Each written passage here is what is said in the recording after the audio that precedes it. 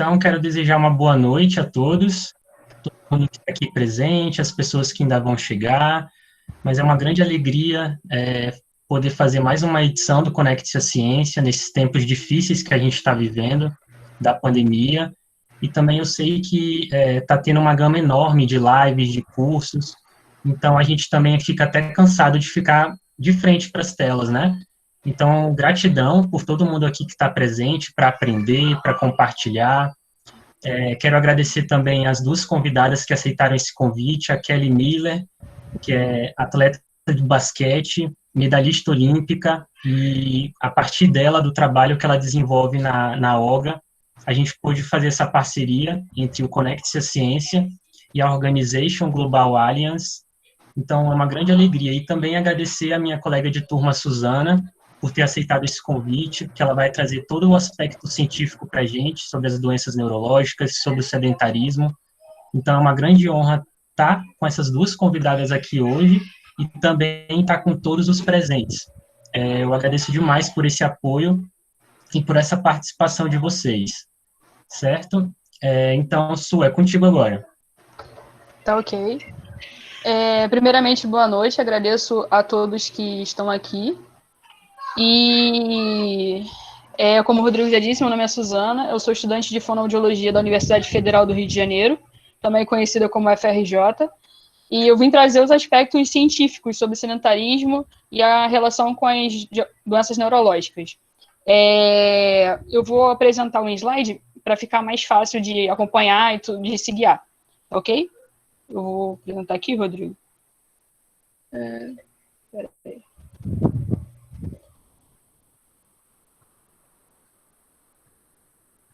Vocês estão conseguindo ver? Dá um feedback para mim, por favor. Tá tudo ok? Agora estamos. Pessoal, digam aí no chat se vocês estão conseguindo ver a apresentação, por favor. Que aí, qualquer coisa... Su, algumas pessoas já responderam que sim. Tá ok. Tá ok. Então, vamos lá, pessoal. O que é o sedentarismo? Bom, todo mundo já ouviu falar de sedentarismo, né? Creio eu, é uma palavra bem comum. E, por definição, o sedentarismo ele é o nível habitual de atividade física menor do que 30 minutos de atividade de intensidade moderada na maioria dos dias da semana. É uma definição dos escritores em ciências da saúde, que são usados para fazer pesquisas e tudo mais. E essa é uma definição, assim, mais concreta para aquilo que chamamos de sedentarismo. Bom, e a OMS, ela recomenda 150 minutos de atividade física de intensidade moderada ou 75 minutos de intensidade elevada por semana para adultos, sendo que adultos são considerados pessoas de 18 a 60 anos de idade, tá ok? Então, assim, sabemos que o sedentarismo, ele tem impacto na saúde, tem impacto nas doenças neurológicas e ele tem um impacto também, além do nosso corpo, um impacto financeiro. E quanto custa o sedentarismo? Então, o sedentarismo, ele custa um pouquinho caro. Um estudo feito com uma revisão bibliográfica a partir de 24 artigos de 9 países diferentes, eles chegaram a um resultado, a um ponto, de que quanto maior o nível de atividade física, menor se gasta com medicamentos, consultas clínicas e hospitalizações. E esse dado aqui mostra que 54 bilhões a nível global, tá bom? A inatividade física custa 54 bilhões em assistência médica direta, sendo que 57% desse valor é incorrido pelo setor público. E 14 bilhões são atribuídos à perda de produtividade. Então, sabemos, eu trouxe aqui o impacto do sedentarismo, o conceito de sedentarismo, e agora vamos ver qual é o impacto dele nas doenças neurológicas. Bom, as doenças neurológicas são muitas, e não dá para falar de todas. Então, eu trouxe aqui as 3 maiores contribuintes para DELEs do mundo. E o que seria um DELE? Bom, o DELE é uma sigla em inglês que significa anos de vida perdidos ajustado por incapacidade. O que é isso? É uma unidade de medida que ela vai remeter a anos de vidas saudáveis perdidos por morte prematura, a partir da estimativa de vida, e incapacidade que são calculadas a partir da soma dos anos de vidas perdidos, mais os anos vividos com incapacidade. Então, quais são as 3 doenças, no quesito neurológico, doenças neurológicas, que são contribuintes para esses deles no mundo? Esses dados foram tirados a partir de uma pesquisa feita de dados de 195 países diferentes. E o primeiro é o acidente vascular encefálico, que em disparada é responsável por 42,2%.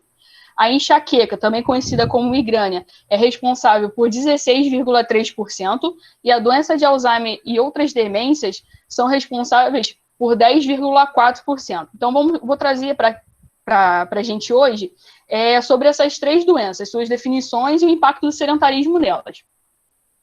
Bom, o que é um acidente vascular encefálico? Creio que a maioria das pessoas ou conhece alguém que teve ou já ouviu falar nisso. O acidente vascular encefálico, também conhecido como acidente vascular cerebral e mais conhecido ainda no meio da população por derrame, ele ocorre quando os vasos que levam sangue para o cérebro, eles ou se entopem ou eles se rompem, provocando a lesão da área cerebral que ficou sem a circulação sanguínea. Então, temos 2 tipos, né? O isquêmico e o hemorrágico. O isquêmico é quando eles entopem e o hemorrágico é quando eles se rompem. O mais comum é o isquêmico, porém o hemorrágico ele é o mais incapacitante.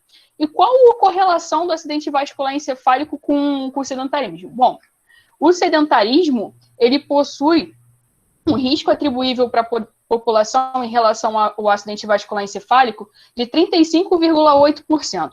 O que seria esse risco atribuível? A nível populacional, se eu conseguisse fazer com que a população não tivesse contato com o sedentarismo, não fosse sedentária, eu teria uma diminuição de acidente vascular encefálico em 35,8%.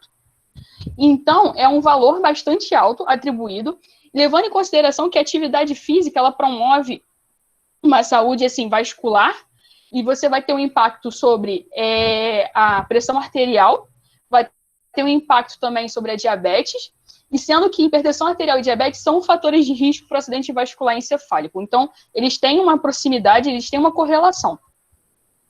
A enxaqueca, também chamada de migrânia, todo mundo também já conhece. A enxaqueca é aquela famosa dor de cabeça, né, que fica ali repetindo, persistente. Então, por definição, é uma doença neurovascular que se caracteriza por crises repetidas de dores de cabeça, que podem ocorrer numa frequência bastante variável. Então, uma pessoa ela pode ter enxaqueca poucas vezes durante a vida inteira, enquanto outra pessoa ela pode ter várias crises de enxaqueca durante um mês. Então, é muito variável. E eu trouxe aqui a partir de 2 artigos que falam sobre o exercício físico aeróbico.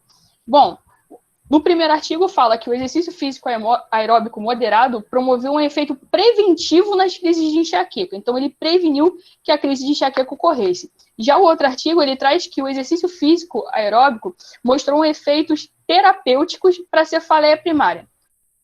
Pô, mas espera aí, eu estou falando de enxaqueca, aí agora eu falei de cefaleia primária, aí eu trouxe para vocês a definição de uma cefaleia primária, para entender melhor que tem um efeito sobre a enxaqueca, esse segundo estudo. Bom, a cefaleia primária, ela é caracterizada por aquelas dores de cabeça que não tem a sua origem, não consegue mostrar a sua origem em exames clínicos ou laboratoriais usuais. E uma das principais cefaleias primárias é a enxaqueca.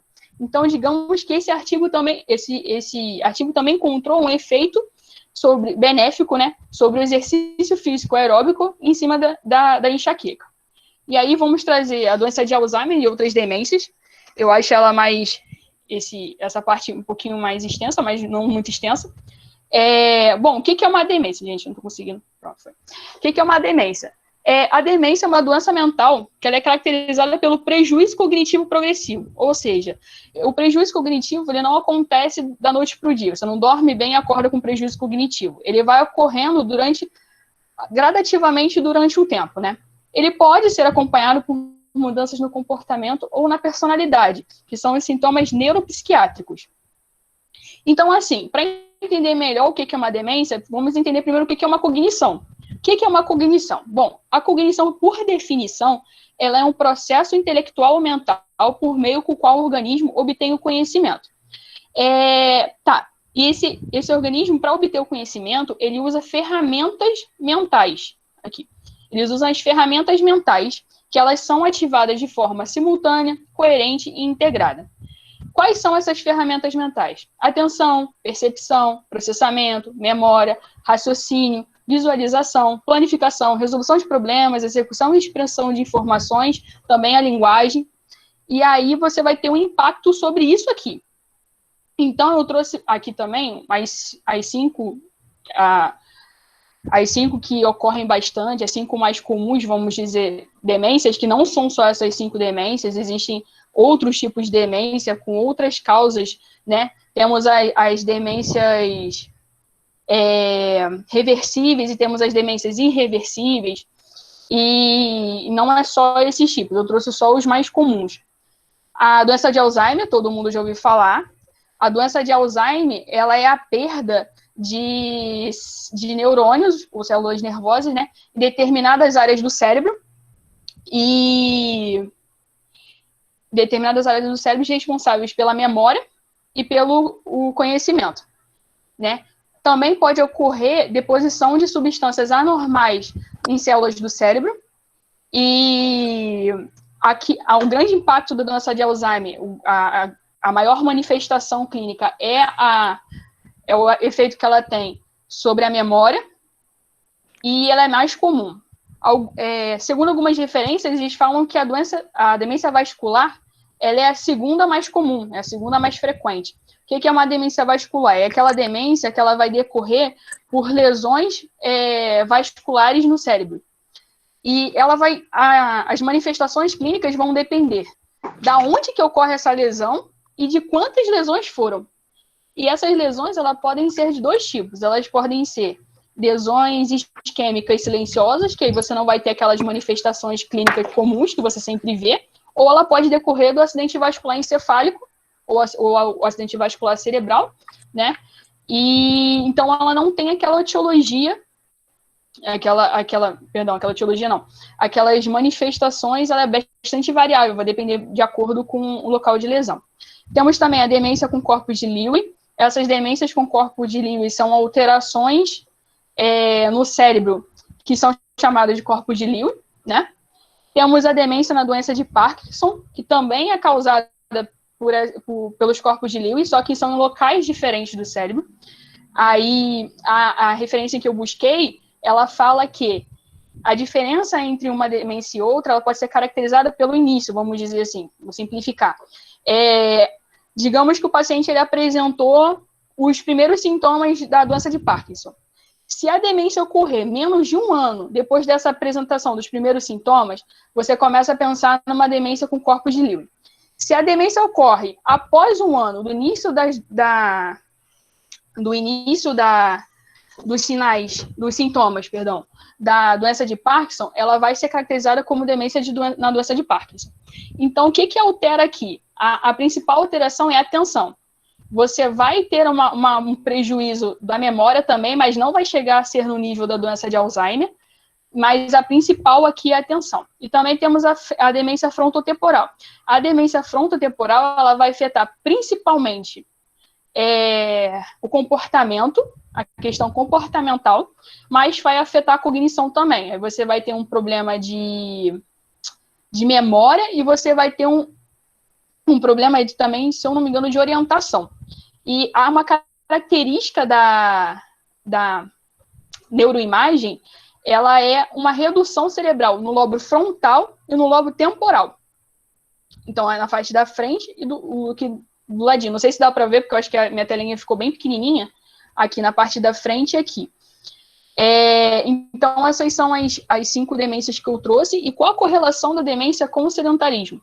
Bom, eu trouxe para vocês aqui 3 artigos, né, que vão dizer a correlação que ela tem com o sedentarismo ou também com a atividade física, não é mesmo? Então, esse artigo aqui, ele mostrou uma taxa de incidência reduzida de demência para pessoas que se exercitavam 3 vezes ou mais por semana, em comparação com aqueles que se exercitavam menos de 3 vezes por semana. Exercitavam... perdão, que eu me perdi, gente. E esse mesmo estudo também mostrou que em níveis modestos de exercício físico estão associados ao início tardio da demência ou da doença de Alzheimer. Um outro estudo mostrou uma redução de 38% no declínio cognitivo em indivíduos com altos níveis de exercício físico em comparação com indivíduos sedentários. E em níveis de exercício físico baixos a moderados, resultaram em um risco significante, né, uma redução de 35% da degradação do desempenho cognitivo. Gente, quando fala assim, um alto nível de exercício físico, um moderado nível, um baixo nível, eles estão se referenciando ao tanto de calorias que elas são gastas em determinada atividade física, né? E esse terceiro estudo, ele trouxe que o nível aumentado de atividade física resultou na atenuação do declínio cognitivo e da doença cognitiva. Então, além das 3 doenças, eu trouxe também aqui um quadro, uma tabela, um quadro que ele vai comparar o exercício físico com o sedentarismo. Em relação à neuroplasticidade, ela vai ser positiva para quem pratica exercício físico e negativa para quem é sedentário. Em relação à reserva cognitiva, ela vai ser aumentada para quem pratica exercício físico e diminuída para quem é sedentário. Conexão neuronal, ela vai ser aumentada para quem pratica exercício físico e inibida para quem é sedentário. E ela vai estar relacionada com a função cognitiva. Ou seja, ela vai ser melhorada para quem pratica exercício físico e reduzida para quem é sedentário. Já que a conexão neuronal aqui, ela vai ser aumentada, então a função cognitiva vai ser melhorada, e no sedentarismo a conexão neuronal vai ser inibida e a função cognitiva vai ser reduzida. E eu já trouxe para vocês a cognição, neurônios são células nervosas do cérebro, então essa parte daqui eu acho que já ficou ok, mas eu não disse o que é uma neuroplasticidade. Bom, neuroplasticidade, para quem não conhece, nunca ouviu esse termo, digamos assim, de uma forma bem simples, que é a capacidade do cérebro de se adaptar a um conhecimento, a uma circunstância, seja uma lesão, essa capacidade do cérebro de se mudar, de proporcionar mudanças assim, entre ele, em conexões neuronais, devido a uma lesão, ele vai se adaptar a nova circunstância, a um conhecimento que foi aprendido, ele vai criar umas novas conexões, e isso a gente chama, assim, eu trouxe de forma bem simples, a neuroplasticidade. E para terminar, eu trouxe para vocês também uma frase que eu achei bem interessante, apesar de não ser da área da saúde, a pessoa, né, Galileu Galilei, mas a gente pode trazer para o nosso tema de hoje. Que ela fala assim, a condição natural dos corpos não é o repouso, mas sim o movimento. Então, eu queria deixar para vocês, e eu aprendi muito em fazendo esse slide, estudando para essa palestra, eu deixei até de ser sedentária, né? Que realmente o nosso corpo, a condição natural dele não é o repouso, a gente sempre tem que estar em movimento, sempre se movimentando, praticando a atividade física, e isso é realmente muito importante. Essa palestra até trouxe uma mudança na minha vida pessoal, né, na forma como eu vejo a minha saúde, e eu trouxe isso aqui para vocês, eu gostaria de passar isso para vocês. Para quem queira saber mais, eu trouxe as referências da onde que eu tirei todas essas informações, são referências, quem quiser eu posso passar para vocês, são, na verdade, 19 referências, né, aqui, para quem quiser. E então é isso, pessoal. Eu espero que vocês tenham gostado. E não dá para falar tudo, é um tema muito amplo. Tentei trazer os aspectos que eu achei mais importantes, assim, de uma forma a mostrar para vocês o impacto do sedentarismo sobre as doenças neurológicas, sobre o cérebro. Então é isso. Obrigado, Suzana. Foi muito esclarecedor. Eu agradeço de verdade. Agora, eu queria falar para todo mundo que está presente, que pode fazer perguntas pelo chat para a Suzana, e agora a gente vai ouvir um pouquinho do universo do esporte, principalmente focado no basquete, porque a Kelly Miller, ela foi atleta do basquete, então ela vai contar um pouquinho para a gente dessa experiência que ela viveu como atleta olímpica, como jogadora de basquete. E depois da fala da Kelly, fiquem à vontade para perguntar, seja para a Suzana, seja para a Kelly, certo? É com você, Kelly. Boa noite, queridos, tudo bem? Um prazer enorme estar aqui. Obrigado pelo convite. É sempre bom termos aí mais informações, né, de como nos cuidarmos. Estou pondo o fone aqui. E saber como o sedentarismo é grave, né? É uma coisa assim séria, grave. Que as pessoas precisam ter realmente mais informação e precisam entender que o esporte é uma grande arma, né? Para se manter aí a saúde, a qualidade de vida. Falar um pouco de mim, vamos lá. Kelly Santos Miller. Já fui Kelly da Silva Santos um dia, antes de ser casada. Nasci no Jardim Ângela, filha de mineiros. Fui criada na Zona Leste. Aos 12 anos, iniciei minha carreira como atleta profissional.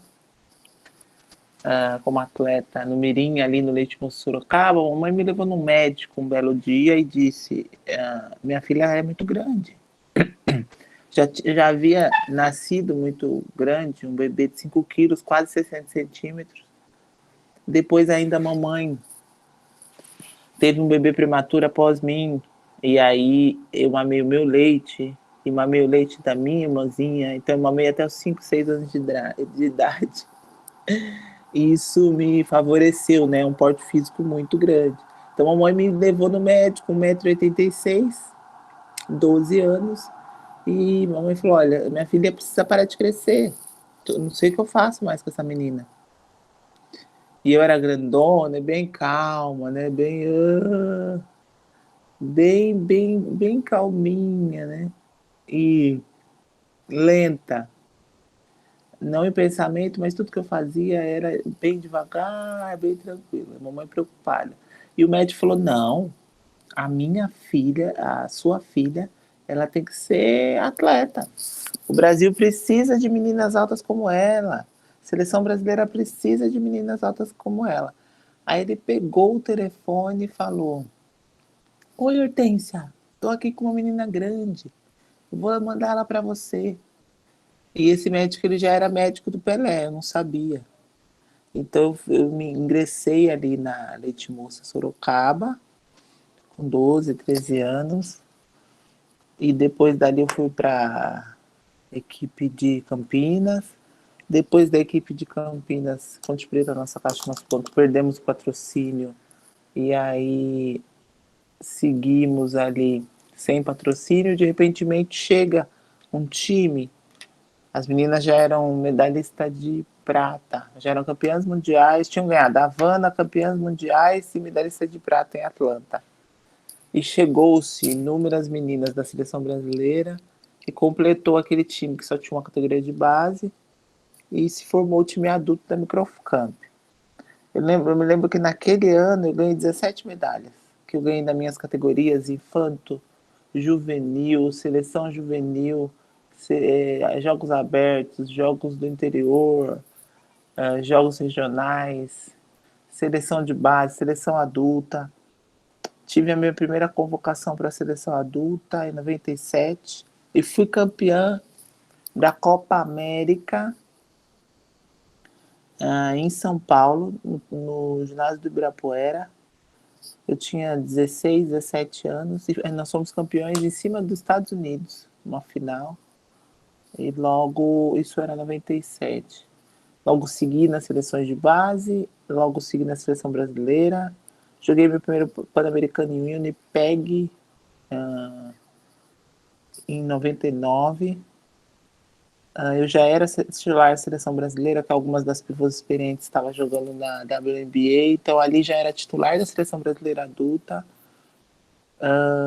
Em 2000 eu fui para a minha primeira Olimpíada em Sydney e ganhamos uma medalha olímpica. E a partir daí eu fui projetada, lançada ao mundo, joguei em 9 diferentes países. E já se passaram desde o início quase 30 anos atrás dessa bola laranja. Hoje eu estou numa transição de carreira, de atleta para gestora esportiva. Lançamos a Olga, dia 23 de junho, que foi um sucesso do Dia Olímpico Internacional, em busca que as pessoas entendam a necessidade de levar a sério o esporte como uma ferramenta de desenvolvimento no país, que as pessoas que a Olga possa aí entrar em diversas vertentes para poder criar a necessidade, criar e ajudar que a cultura brasileira, colocar o esporte dentro da cultura brasileira, que infelizmente, culturalmente, temos o futebol, que é um grande exemplo, mas os esportes olímpicos muitas vezes são esquecidos. Os atletas são esquecidos.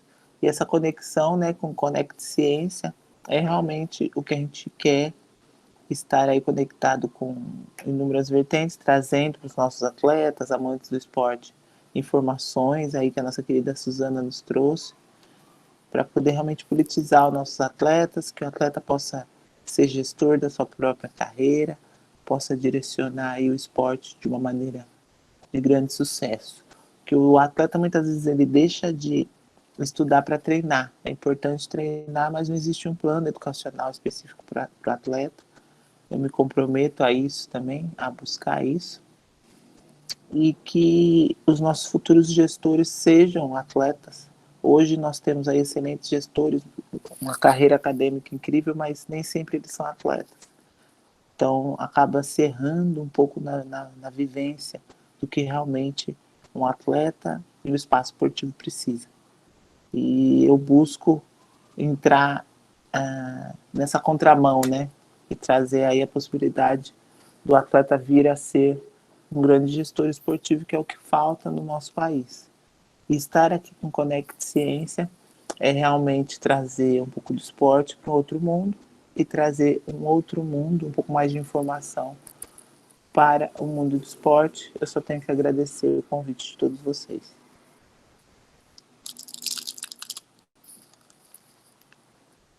Agradeço, Kelly, viu, por trazer a sua história para a gente. Eu queria saber se alguém tem perguntas a fazer para Suzana, para Kelly, que podem, são perguntas super bem-vindas. A gente quer ouvir vocês também. Rodrigo, Oi. Rodrigo, tá me escutando? Enquanto eles fazem a pergunta, se houver alguma pergunta, deixa eu fazer uma retificação aqui sobre a demência frontotemporal. Ela vai afetar principalmente o comportamento, como eu disse, e vai afetar também a memória e a orientação, mas não vão estar tão agravados quanto as mudanças de comportamento, tá ok? Era só isso que eu queria dizer. Eu não sei se ficou bem claro, mas é sempre bom retificar. Beleza, Su, obrigado, Ok? viu?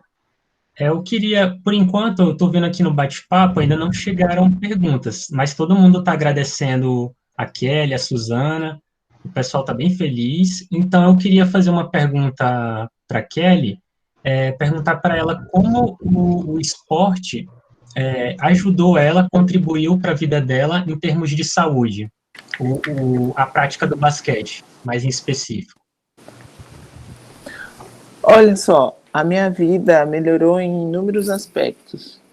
Primeiro, a minha vida social, né? Porque eu realmente tinha me encontrado com pessoas altas, pessoas assim com pé grande, mão grande.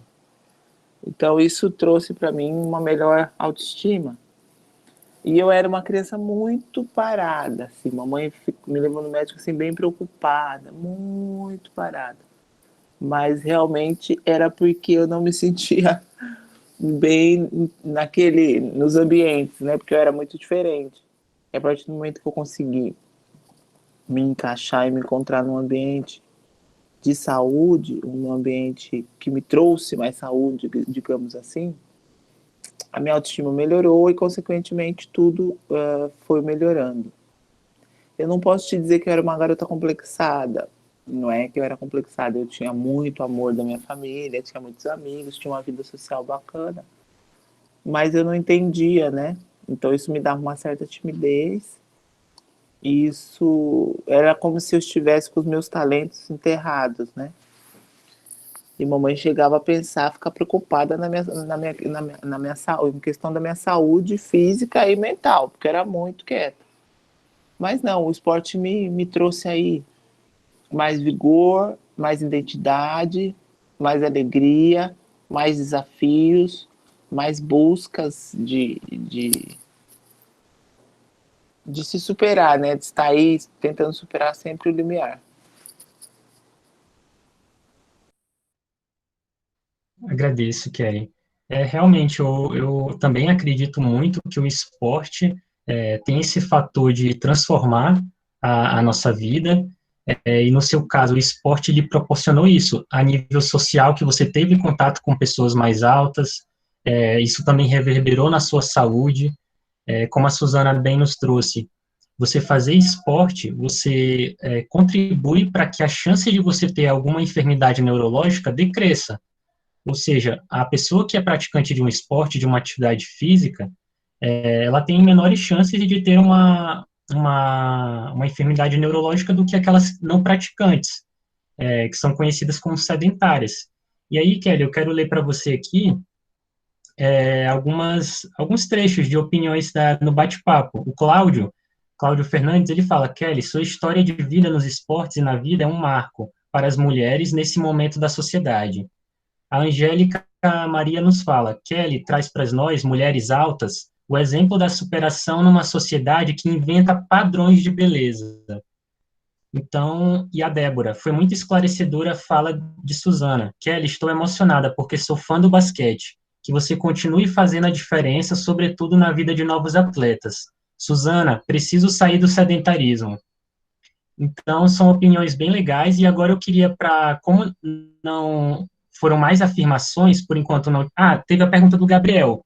Antes de responder a sua pergunta, Gabriel, eu só queria para a Suzana trazer, que ontem a gente também conversou bastante, se a Suzana quer partilhar com ela, o quanto esse tema despertou para ela também o início, o começo de fazer uma atividade física. Eu queria para ela contar um pouquinho disso para a gente. Como é que o tema... Você pode repetir a pergunta? Como que o tema te motivou a começar a prática de atividade física? Sim. Bom, a partir do momento que o Rodrigo ele me chamou para fazer a palestra, eu fui começar a ler mais sobre o assunto, né? E a cada artigo que eu lia, a cada site que eu entrava, eu imaginava assim, gente, eu vou ter um infarto a qualquer momento. A primeira coisa que vinha na minha cabeça, eu vou acabar um AVC aqui, terminar de ler, vou ter um AVC e pronto, vou morrer. E é brincadeira, mas eu ficava cada vez mais preocupada. E eu tenho um problema na coluna, eu tenho escoliose, hipercifose, e aí eu falei, eu preciso correr atrás de um ortopedista para eu ver quais exercícios eu posso fazer, e que eu quero muito sair do sedentarismo. A partir do que eu estava lendo, falei, não, preciso sair, a minha saúde vai ficar destruída se eu continuar aqui. E aí eu comecei a procurar o ortopedista conseguia a liberação, ele falou que eu posso fazer exercícios físicos. No momento que dá para fazer, para mim, não é bem um esporte, mas sim academia, mas já é um princípio. E aí eu comecei com pilates, vou fazer também alguns exercícios aeróbicos para depois entrar na musculação, que também vai ajudar na postura e na saúde da minha coluna.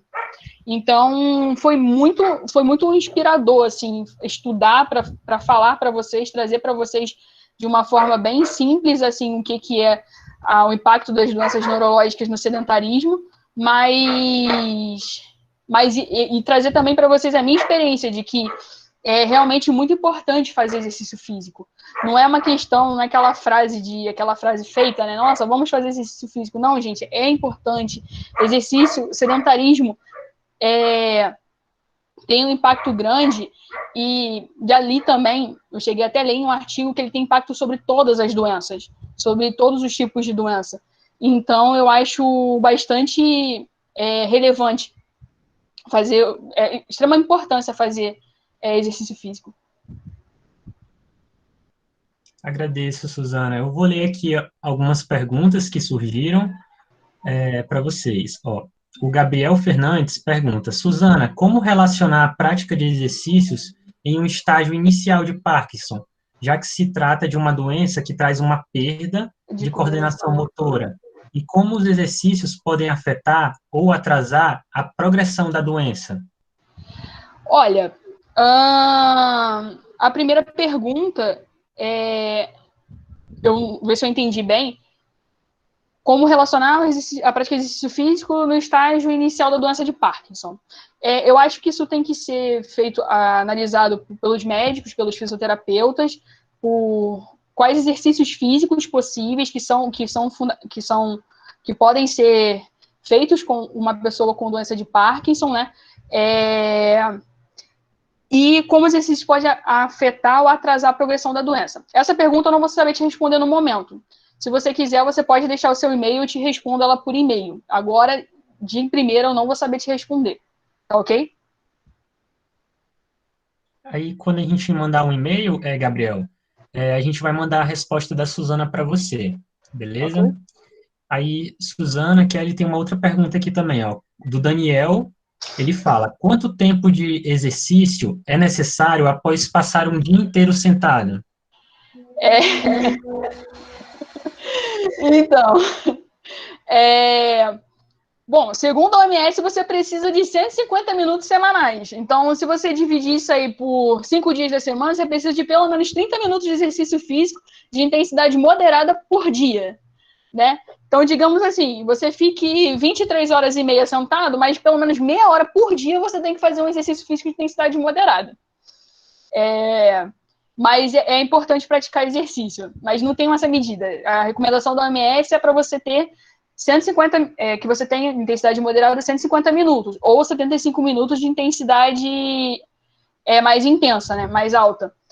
Então, o que eu te digo é que não é uma coisa que você, assim, eu fiquei tanto tempo sentado. Você tem que praticar exercícios de acordo com as suas possibilidades, porque tem alguns exercícios, dependendo, se você tiver alguma condição que você não pode praticar, sempre com acompanhamento é importante, mas a recomendação, eu sugiro você seguir a recomendação da OMS, tá ok?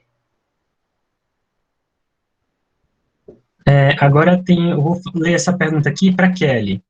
O Rafael pergunta: em um mundo atual tão globalizado, voltado à atividade tecnológica de cunho estático, cada vez mais presente, quais são as piores atitudes da sociedade que diminuem as práticas esportivas e atividades físicas? E quais são as ações que vocês sugerem para mudar esse caminho para o sedentarismo que a sociedade se encontra? Olha só, atualmente as pessoas estão tentando deixar ao máximo para último da fila o esporte. Se justifica muito na questão de saúde, as grandes empresas, o governo investindo em saúde, acredite, seja emergencial, seja necessário, tem que ser feito. Mas as pessoas acabam se esquecendo que o esporte também é saúde.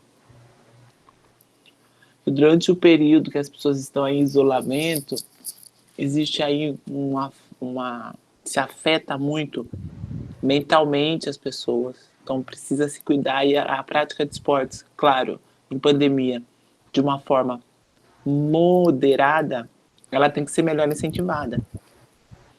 E deixando para trás aí nossos atletas profissionais, olímpicos, e abandonando alguns projetos, né, se acabando alguns projetos, fica realmente preocupante, porque são realmente os eventos esportivos são o que motiva as pessoas a praticar ainda mais esporte. Então é bem preocupante nesse aspecto. Uma questão que me incomoda muito é realmente, mais do que isso, é a falta de consciência das pessoas em entender o esporte como ferramenta de desenvolvimento do país, o esporte como indústria, o esporte como empresa. As pessoas precisam entender e ter mais consciência de que o esporte, ele gera sim empregos. Nós temos aí inúmeros clubes e instituições que não pagam imposto para o governo e acaba se tendo uma tardia integridade, né?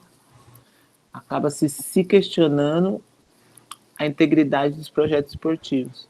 Então isso é bem preocupante e fico bem surpresa e não consigo entender porque as pessoas não conseguem ainda buscar essa, digamos assim, essa legalidade, né? Legalizar o esporte como profissional, não só o futebol, mas todas as modalidades olímpicas, né?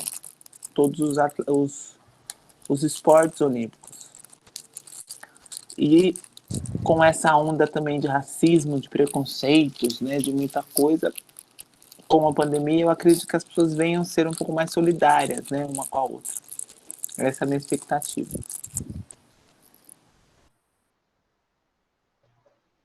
Agradeço, Kelly. Eu acredito que respondeu a pergunta do Rafael. Por enquanto, não surgiram outras perguntas aqui no bate-papo. Kelly, Suzana, vocês gostariam de falar mais alguma coisa em relação ao esporte, em relação ao sedentarismo, alguma enfermidade neurológica? Fiquem à vontade. Deixa eu ver.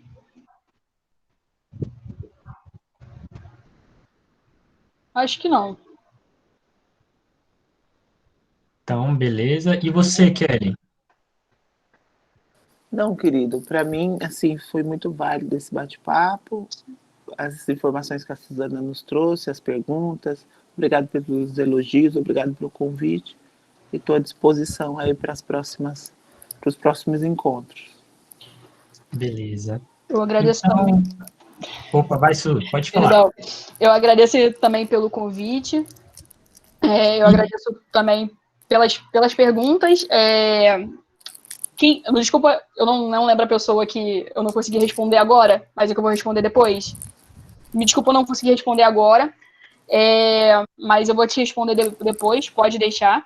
Eu vou trazer esse conhecimento e te responder por e-mail. Eu agradeço a todos por estar participando, a todos os elogios, e todos que dedicaram o seu tempo a querer saber um pouco mais sobre sedentarismo, esporte, as doenças neurológicas e tudo mais.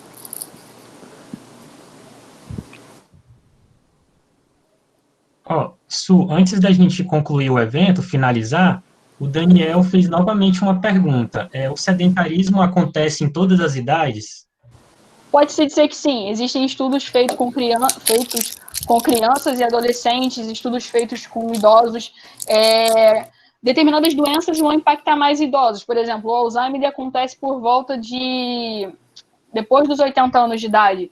Então, mas o sedentarismo pode dizer que acontece desde a infância. Existem estudos falando sobre a atividade física ou a falta de atividade física em crianças e adolescentes, tempo na frente de tela. Então, pode-se dizer que acontece em todas as faixas etárias de idade. É a experiência que eu tive pesquisando para trazer. Pronto, eu acredito que respondeu ao Daniel. Olha, o Rafael deu uma dica aqui. Beleza, Rafael, a gente vai tentar fazer isso, sim, fazer na edição do vídeo. Então, pessoal, eu queria, para finalizar o encontro, primeiro agradecer a todo mundo que esteve hoje aqui presente, disponível. Muito obrigado mesmo por essa disponibilidade.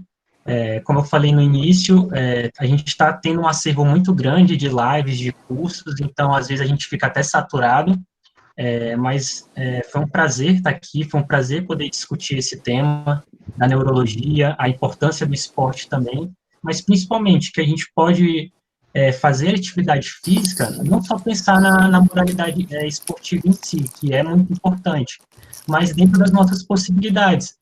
Eu lembro bem, não sei se a Suzana vai lembrar disso, mas uma professora nossa do curso, ela falou que a gente tem aula no último andar do hospital, e ela falou que Vida, tô fazendo live. Onde você tá? Ela falou que ia de escadas até o último andar para poder fazer a atividade física dela. Então, olha que bacana, ela encontrou a possibilidade possível para fazer uma atividade física. Então, toda vez que ela ia dar aula, ela ia de escadas e aquilo era a atividade física dela. Então, que a gente possa encontrar possibilidades para as nossas vidas. Sim. Entendeu? Não é a gente virar um super atleta, um super esportista. Não, faça o que é possível para você e comece devagarinho. Comece dando pequenos passos, entendeu? A gente começar do nível mais devagar mesmo, certo? E uma outra coisa que eu queria falar para vocês, para finalizar, e que não tem tanta relação com o tema de hoje, é que está acontecendo a campanha do Setembro Amarelo. Eu até vesti uma camisa amarela, não sei se vocês conseguem ver, que a campanha do Setembro Amarelo é de prevenção ao suicídio e valorização da vida. Então, falando um pouquinho disso para vocês, que a gente possa acolher mais as pessoas, que a gente possa evitar fazer julgamentos. Eu acho que a gente se fala muito na nossa sociedade, principalmente nas últimas décadas, sobre empatia. E a empatia não é a gente se colocar no lugar do outro, porque isso é impossível. Os desafios que cada pessoa passa, as batalhas que cada pessoa está passando ali, internas, só ela sabe. Só que é possível para a gente utilizar ferramentas do acolhimento, da escuta, a gente saber escutar realmente uma pessoa, a gente saber conversar. E aí eu tenho alguns dados interessantes para falar para vocês, que especialistas dizem que quando a gente conversa 20 minutos com uma pessoa, conversar positivamente com uma pessoa que está com um pensamento sobre o suicídio, aquele pensamento já começa a enfraquecer nela. Ou seja, só 20 minutinhos de uma conversa. Então, que a gente possa utilizar essas ferramentas do acolhimento, a gente sair de nós. A mudança positiva para o outro não é o que a gente quer, é o que a pessoa precisa. Entende? Então, que a gente possa entender o sofrimento do outro e parar de sempre agir de acordo com o nosso mundo e com as nossas óticas. Certo? É esse recadinho que eu queria deixar para vocês. Agradeço de coração a participação de cada um e quero agradecer também imensamente a Suzana, que se dispôs a falar sobre a parte de neuro, e a Kelly Miller, que trouxe a sua vida, a sua experiência como atleta olímpica do basquete. Muito obrigado mesmo, de coração. Vou finalizar aqui a gravação, pessoal. Um grande beijo, viu? Tchau, um beijo. Tchau, gente.